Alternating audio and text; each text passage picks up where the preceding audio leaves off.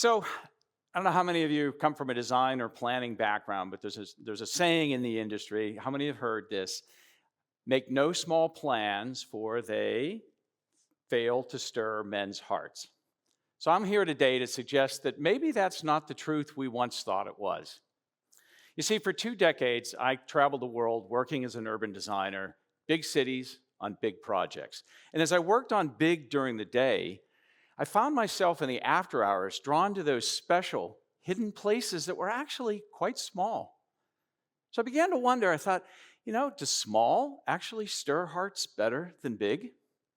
So I became a built environment entrepreneur. Now, a built environment entrepreneur doesn't do real estate development to build buildings. We do it to build places that allow human activity to thrive. And so to make it a little simpler, when I talk to aspiring designers, people coming into the real estate profession, even experienced professionals, I ask one question. Are you doing this to build commodity or to build community? Do you get up every day focused on a transaction or to create a transformation? So I left the world of big and entered the world of small. And as I went around the country, I met a lot of other people who had this same passion, people who wanted to spend their intellectual, financial, emotional capital building community, not commodity. And it's those stories that became the basis of my book, Building Small. Part how-to toolkit, part call to action. Building Small is all about the what, the how, and the why we need to, make small big. Now, some of you are probably saying, well, that's kind of clever, but what does he actually mean by small? So I'll give you a couple of tips, a couple of things that we've learned. So first of all, small is not just about project size. It's not about project cost. It is about a very different way of thinking about what and how we build. Small takes the energy and the innovation of an entrepreneur and fuses it with the disruptive nature of a change agent. It takes people who love great design, have a passion for that, and puts it together with a tenacity and the workmanlike attitude to get things done. Small is not new. Think for a minute about the neighborhoods and the places that you love. They're made up of buildings on parcels that are part of a street that together form the blocks of the interesting, diverse, rich, exciting neighborhoods that we all seem to love the most. So why does small stir hearts? I like to think that it brings unique experiences to people and makes them personal and accessible.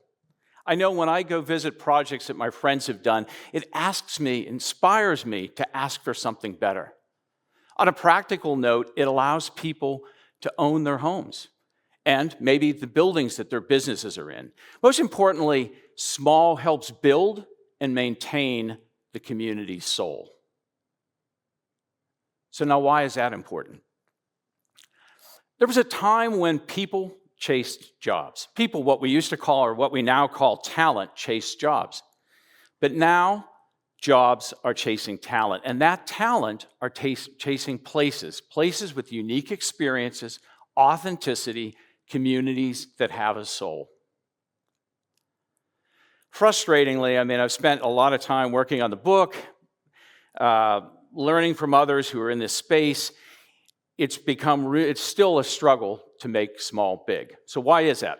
So after 100 case studies, 16 cities, 10 years, and even 3 projects of my own here in Sonoma County, I boiled it down to just 2 things: money and regulations.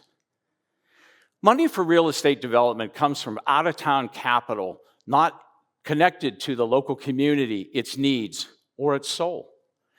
Projects are funded by underwriting comps, things that have worked elsewhere and made money before, a rear-view mirror approach to what worked previously versus a forward look towards what we need now. Regulations, on the other hand, strangle the potential of small through layers and layers, years of us being so afraid of what we might get, as opposed to streamlining the process to bring us what we really want. What's that definition of insanity? Doing the same thing over and over and hoping for a different outcome. As my book was coming out of publication, I was really worried that we were in the pandemic. It had taken over our lives, and I began to wonder, would small survive?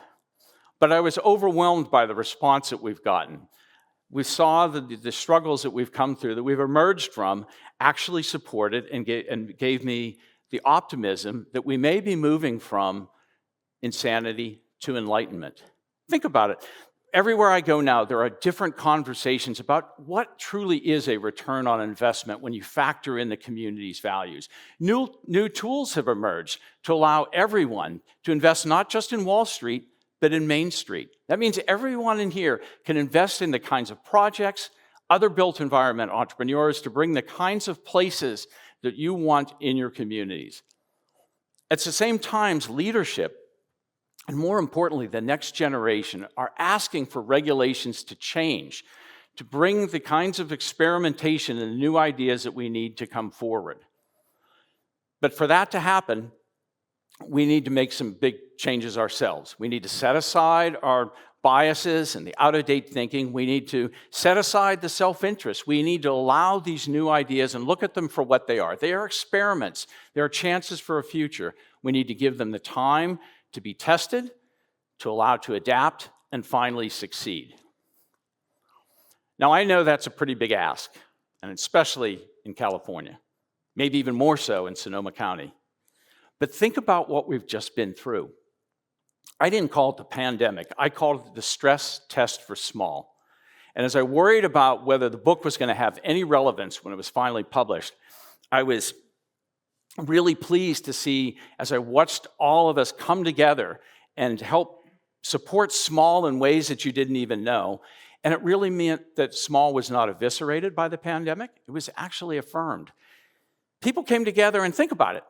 The GoFundMe campaign for your favorite barista at the local coffee shop, more takeout meals, bigger tips, gift cards to make sure that the small businesses in your community survive, because you knew how important they were to your identity, your economy, and your soul. At the same time, civic leaders got together and threw out decades of regulations to experiment and create economic lifelines for small businesses, bringing people out into the streets, experiencing the communities in new ways that we'd never been able to do before. And what a surprise, it worked. It was actually really enjoyable. So as we enter further into 2022, I'm pretty excited about the potential of where I think we can go. I think we now have the tools. We know why small is important. And we have a fresh perspective on what can be done. I think this may finally be the time to make small big. Are you with me?